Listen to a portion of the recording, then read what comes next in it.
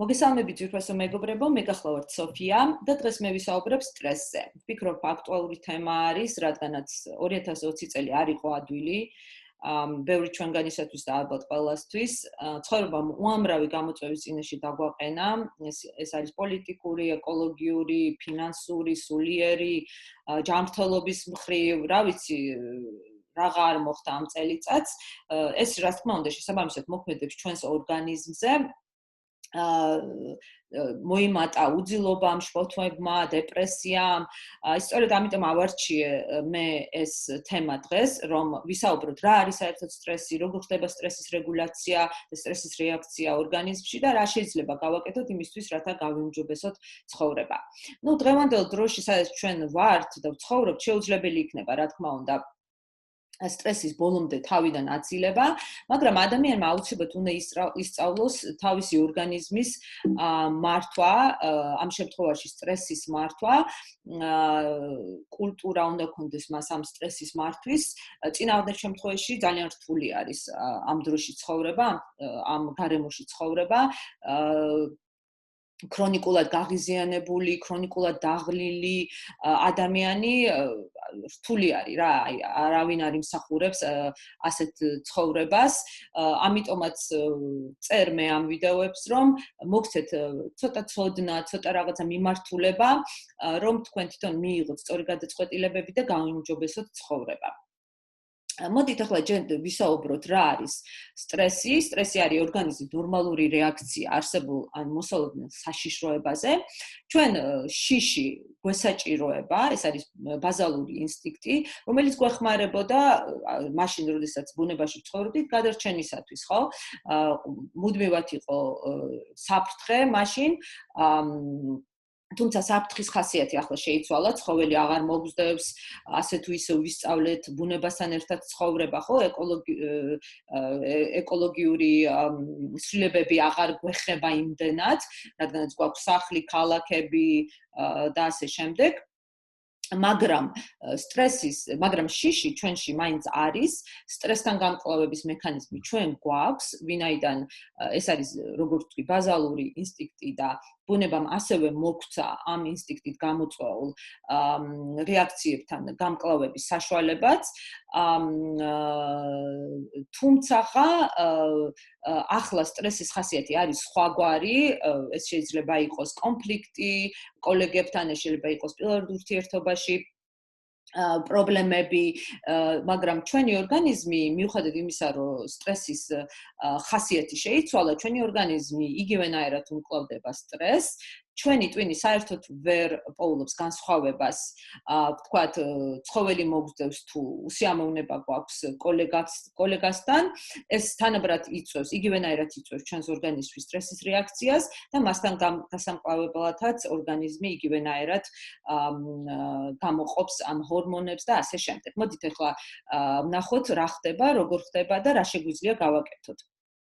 ორგანიზმის სტრესის რეაქცია ჩნდება როგორც ნამდვილი საშიშროების დროს, აი მაგალითად ნამდვილი საფრთხე, როდესაც რაღაცა ცხოველი მოგზდევს, ასევე წარმოსახვითი საშიშროების დროსაც, მაგალითად, როცა ვფიქრობთ, რომ პრობლემები გვაქვს, როცა გვგონია, რომ ვიღაცას არ მოვწონვათ, ეს ფიქრები თავისთავად მოქმედებს ჩვენს ორგანიზმში და ის იწვევს სტრესის რეაქციას, ხარისხსაც გააჩნია, ხო, ერთი გაფიქრება, რა თქმა უნდა, ეს არაფერი არ არის, აქ არის საუბარი ქრონიკულად ამ მდგომარეობაში ყოფნაზე. ვინაიდან ჩვენ გვაქვს ეს ბაზალური ინსტინქტი და შიში, ჩვენ ასევე გვაქვს და შიში რა თქმა უნდა იწვევს სტრესს ჩვენს ორგანიზმში, ჩვენ ასევე ბუნება მოგზდა სტრესთან გამკლავების საკმაოდ გამართული მექანიზმი, ამ მექანიზმში ჩართულია მთელი ორგანიზმი, რა თქმა უნდა, საბოლოო ჯამში, მაგრამ ძირითადად ნერვული სისტემა, თირკმაზედაჯირკვალი და ჰორმონები, რომელიც შემდეგ რომლებსაც შემდეგ ორგანიზმი გადაყავთ გარკვეულ მდგომარეობაში, სადაც ხდება გაქცევა და გადარჩენა.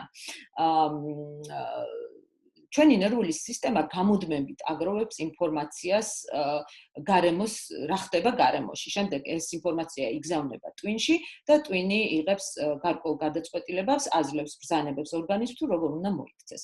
მოდით ახლა ჩვენ ვისაუბროთ ნერვული სისტემის ერთ-ერთ განხრაზე, ავტონომიურ ნერვულ სისტემაზე, რომელიც თავის საქმიანობას ახორციელებს ორი მდგომარეობით, კერძოდ კი სიმპათიკური და პარასიმპათიკური, ორი ნერვული სისტემის, ორი განხრით, სიმპათიკური და პარასიმპათიკური ნერვული სისტემის საშუალებით. რა არის ახლა ეს პარასიმპათიკური და სიმპათიკური ნერვული სისტემა, ამაზე ვისაუბროთ.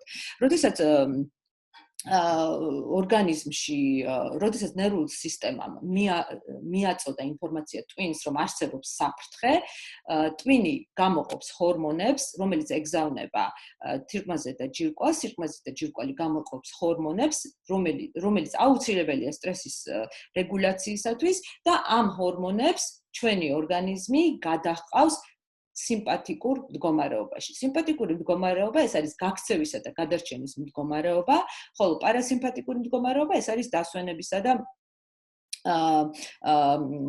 ნორმალურად აღდგენის დასვენების აღდგენის მდგომარეობა, სადაც ორგანიზმი ნორმალურად ახორციელებს თავის მეტაბოლურ ფუნქციებს, ხო? როდესაც ორგანიზმი იმყოფება პარასიმპათიკურ მდგომარეობაში, აქ ნორმალურად მიდის კუჭნაწლავის ფუნქციები, იმუნური სისტემის ფუნქცია და ასე შემდეგ. როგორც კი ორგანიზმი გადადის სიმპათიკურ მდგომარეობაში, ეს ფუნქციები იწევს უკან, რადგან ორგანიზმმა გადაწყვიტა იმ მომენტში პრიორიტეტი არის გადარჩენა.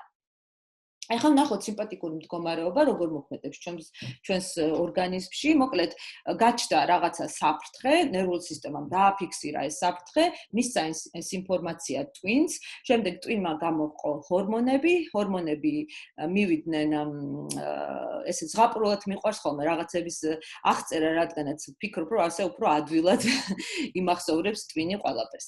ეს ჰორმონები მივიდნენ თირკმაზე და ჯირკვალთან და თირკმაზე და ჯირკვალს მიეცა სიგნალი, რომ არის გადარჩენისა და გაქცევის მდგომარეობა,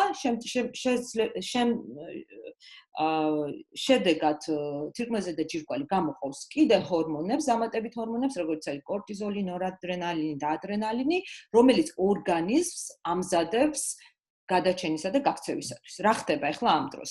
ვიწროვდება სისხლის ძარღვები, შესაბამისად იწევს წნევა, ხშირდება გულისცემა და სუნთქვა, ანუ ვემზადებით გაქცევისათვის. სისხლი ცენტრიდან მიემართება პერიფერიებში, რაც ნიშნავს, რომ კუჭნაწლავიდან ხელებში და ფეხებში, ეს არის გაქცევისათვის საჭირო რეაქცია, რადგანაც ძალა და ენერგია უნდა იყოს ხელებში და ფეხებში, უნდა გავიქცეთ და გადავრჩეთ და შესაბამისად ამ დროს ფერხდება საკვების მონელება, იმუნური სისტემის ფუნქცია და კიდევ უამრავი ფუნქციები, რომელიც პარასიმპათიკურ მდგომარეობაში ჩვეულებრივად მიმდინარეობს, ხო? ეს არის ჩვეულებრივი ნორმალური სტრესის რეაქცია, როდესაც ეს არის დროებითი, ორგანიზმი გადადის ამ მდგომარეობაში, შემდეგ ისევ გადმოდის პარასიმპათიკურ მდგომარეობაში, მაგრამ პრობლემა ჩნდება მაშინ, როდესაც ჩვენ ქრონიკულად ვიმყოფებით სიმპათიკურ მდგომარეობაში, ანუ ორგანიზმში არის ქრონიკული სტრესი. რას ნიშნავს ეს? რომ ყოველთვის შეფერხებულია კუჭნაწლავის ფუნქციები, იმუნური სისტემა ვერ ახორციელებს თავის ფუნქციებს, რა თქმა უნდა, ჩნდება ნუტრიციული დეფიციტები, რადგანაც სტრესთან გამკლავება სჭირდება უამრავი ნუტრიენტი, ვიტამინები, მინერალები და ასე შემდეგ. ქრონიკული სტრესი ნიშნავს იმას, რომ ორგანიზმი გამუდმებით იმყოფება ორგანიზმში გამუდმებით არის საშიშროების განცდა. ქრონიკული სტრესი ასევე კიდევ ვიმეორებ, შეიძლება გამოწვეული იყოს როგორც რეალური საფრთხით, ასევე წარმოსახვითი საფრთხით, როგორც არის ჩვენი ფიქრები, ჩვენი მსოფლმხედველობა და ასე შემდეგ. ქრონიკულ სტრესს ორგანიზმში ასევე იწვევს სხვადასხვა დაავადებები, ასევე გადამეტებული ვარჯიში, არასათანადო კვების რეჟიმი და ასე შემდეგ. ქრონიკული სტრესი შესაძლებელია საფუძვლად დაედოს უამრავ დაავადებას, ასევე პროვოცირება გაუკეთოს უამრავ დაავადებას, რადგანაც რეალურად ამ დროს ორგანიზმში იხარჯება უამრავი რესურსი, რაც იწვევს ნუტრიციულ დეფიციტებს, ნუტრიციული დეფიციტები, რა თქმა უნდა, ცნობილია, რომ ვიცით უკვე, რომ საფუძვლად უდევს უამრავ დაავადებას, რადგანაც ჩვენი ორგანოები, ჩვენი სისხლის ძარღვები, ყველაფერი აბსოლუტურად ორგანიზმში ნუტრიენტების საშუალებით მუშაობს, ხო? როდესაც აღარ არის ორგანიზმში ამდენი ნუტრიენტი, რა თქმა უნდა, ფერხდება მათი ფუნქციებიც და ჩვენი ორგანიზმიც, რა თქმა უნდა, არის დაავადებების საფრთხის წინაშე. აბა ნახოთ ახლა ქრონიკულ სტრესთან დაკავშირებული ნუტრიციული დეფიციტები, ხო? მე ჩავწერე ვიდეო C ვიტამინის შესახებ, მოგიწოდებთ რომ მოусმინოთ, რადგანაც აქ საუბრობ მე თირკმაზე და ჯირკვასა და C ვიტამინზე. ქრონიკული სტრესის დროს ორგანიზმში შესაძლებელია გაჩნდეს A, I და C ვიტამინების ნაკლებობა, ესენი არიან ასევე ანტიოქსიდანტები და როგორც ვიცით, ანტიოქსიდანტები ორგანიზმში გვარიდებენ უამრავ დაავადებებს, მათ შორის სიმსივნესაც, როდესაც იხარჯება ამდენი ნუტრიენტი ორგანიზმში, რა თქმა უნდა, ეს პროვოცირებას უკეთებს უამრავ პათოლოგიას ჩვენს ორგანიზმში. სტრესის ასევე სტრესთან გამკლავებას ესეჭიროება B ვიტამინები, ეს B ვიტამინების ის ჯგუფია, რომელიც მონაწილეობს მეტაბოლიზმში, ენერგიის წარმოებაში, ღვიძლის ფუნქციების შესრულებაში და ასე შემდეგ. ასევე ორგანიზმში სტრესთან გამკლავების დროს იხარჯება უამრავი მინერალი, როგორიცაა თუთია, სელენი, კალცი, მაგნიუმი, რკინა, კალიუმი, გოგირდი, მოლიბდენი და ასე შემდეგ. როგორც ვიცით და ჩვენ გვისაუბრია ამაზე, მინერალები ორგანიზმის მიერ ვერ გამომუშავდება, ის საკვების დახმარებით უნდა მივიღოთ. თუ და ალბათ მოსალოდნელია, რომ ბევრი ჩვენგანი ვერ იღებს ამ მინერალებს საკვების დახმარებით, რადგანაც არ მიირთმევს ჯანსაღ საკვებს. თუ ესეც ემატება სტრესს, მაშინ თქვენ წარმოგიდგენიათ რა მდგომარეობა ორგანიზმში, ხო? რთული არის საერთოდ რაიმე განკურნებაზე საუბარი, აღდგენაზე საუბარი, როდესაც ორგანიზმი იმყოფება ქრონიკული სტრესის ქვეშ. როდესაც ჩემთან მოდის ადამიანი, პირველ რიგში მე ყოველთვის ვარკვევ, ეს ადამიანი არის თუ არა ქრონიკული სტრესის ქვეშ. მე ვარკვევ, რა არის მისი მსოფლმხედველობა, რა არის მისი ფიქრები, როგორ უყურებს ცხოვრებას, ყოველდღიურობა როგორია.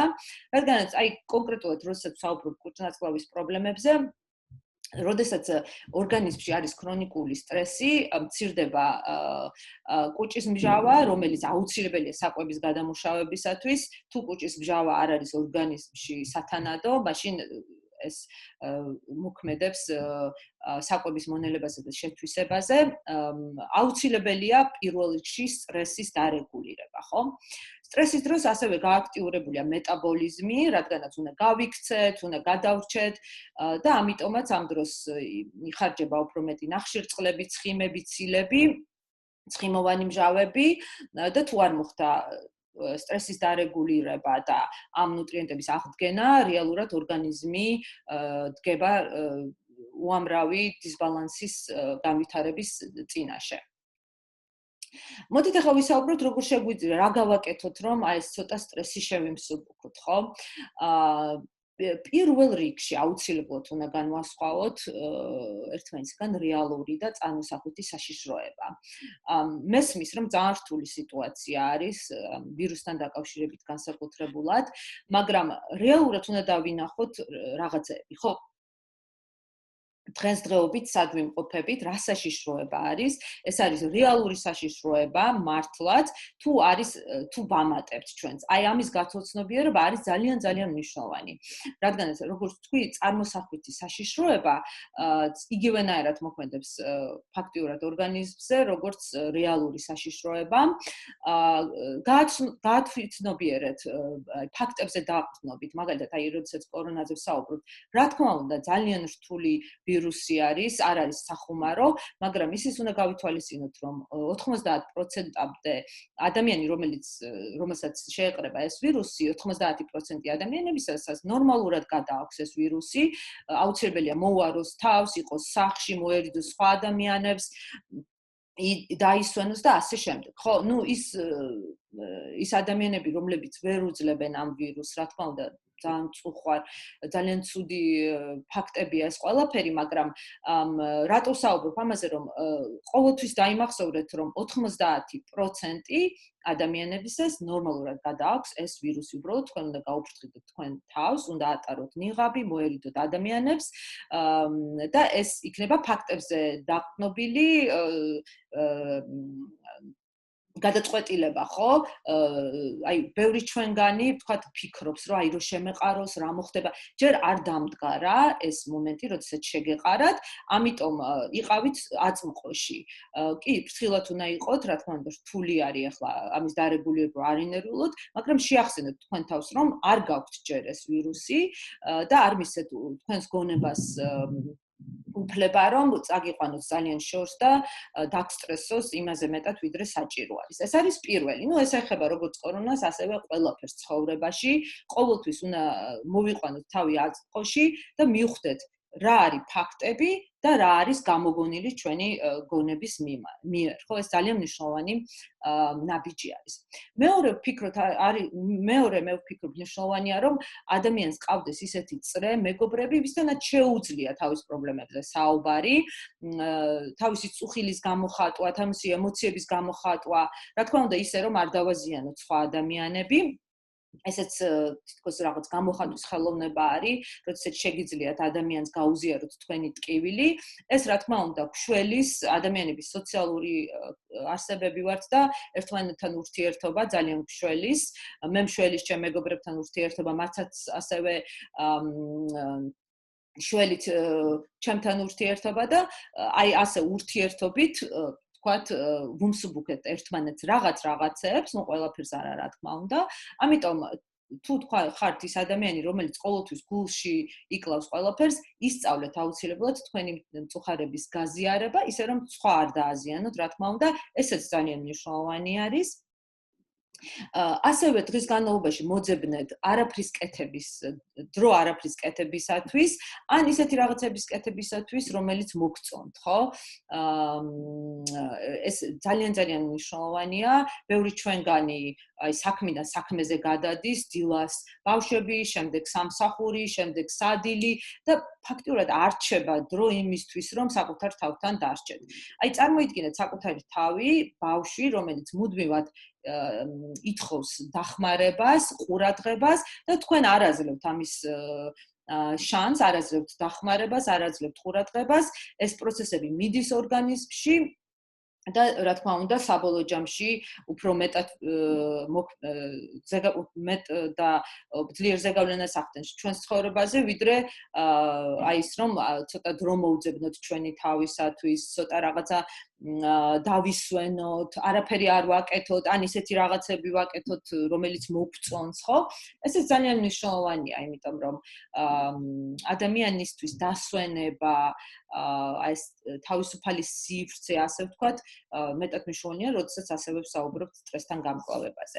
მედიტაცია და სუნთქვითი ვარჯიშები, ახლა უკვე კვლევები არსებობს ამის შესახებ, რომ მედიტაცია საერთოდ აღადგენს ხელს უწყობს ჩვენი ტვინის აღდგენას, ინფორმაციის პროცესირებას, სუნთქვითი ვარჯიშები ასევე, რადგანაც მე ვახსენე, რომ როდესაც ორგანიზმში არის სტრესის რეაქცია, სუნთქვა ხშირდება, ხო? სუნთქვა თავისით ხდება ორგანიზმში, ჩვენ ამას არ ვარეგულირებთ, არ უნდა ვარეგულირებდეთ, მაგრამ როდესაც სულ სტრესის რეაქციაში ვიმყოფებით, სუნთქვაც გახშირებულია, ხშირად ადამიანი ღრმად ვერ სუნთქავს, ამიტომ მე გირჩევთ, რომ აი 5 წუთი, 10 წუთი მაინც დღეში უბრალოდ დაჯდეთ და თქვენ სუნთქვას უსმინოთ. ჩაისუნთქეთ, ამოისუნთქეთ, ჩაისუნთქეთ, აი 10 სუნთქვაც რომ გააკეთოთ ესეთი ფრთხილი სუნთქვა, აი ნახავთ როგორ გადაიყვანთ თქვენ ორგანიზმს უფრო სხვა,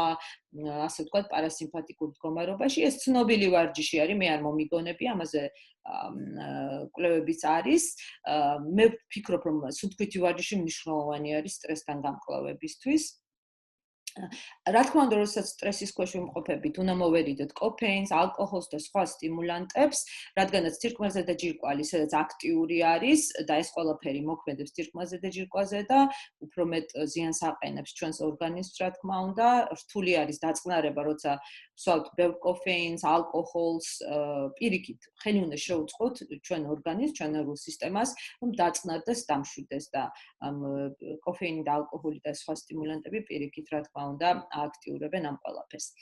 რა თქმა უნდა, არაჯანსაღი საკვები სტრესია ორგანიზმისათვის, არაჯანსაღი საკვების გადამუშავებასა და შეთვისებაში უამრავი ნუტრიენტი იხარჯება და ორგანიზმი ვერ იღებს უკან საკვებიდან ნუტრიენტებს, რადგანაც თუ ვთქვათ, ჩვენ მივირთვევთ რაფინირებულ საკვებს, რაფინირებული საკვები თავისთავად ცარიელი არის ნუტრიენტებისგან, არ არის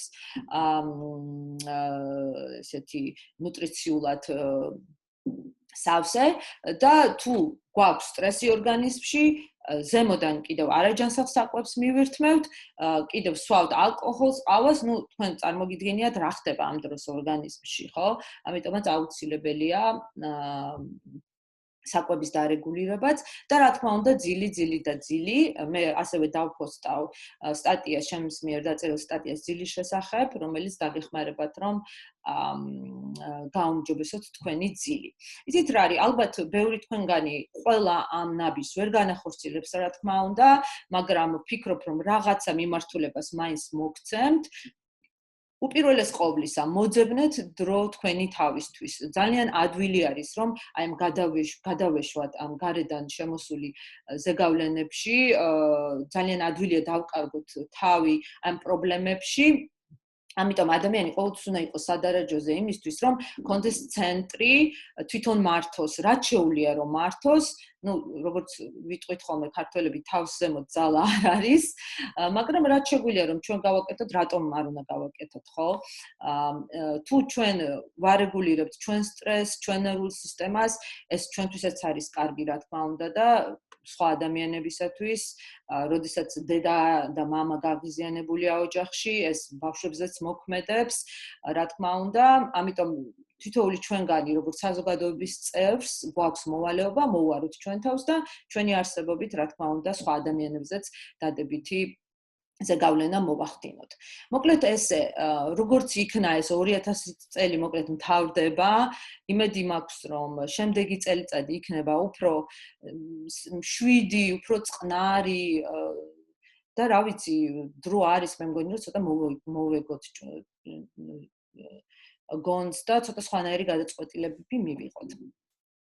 მოკლედ მე ამითი დავასრულებ სტრესზე საუბარს, მოხარული ვიქნები ვუპასუხოთ თქვენს შეკითხვებს, აუცილებლად მომწერეთ, მე ასევე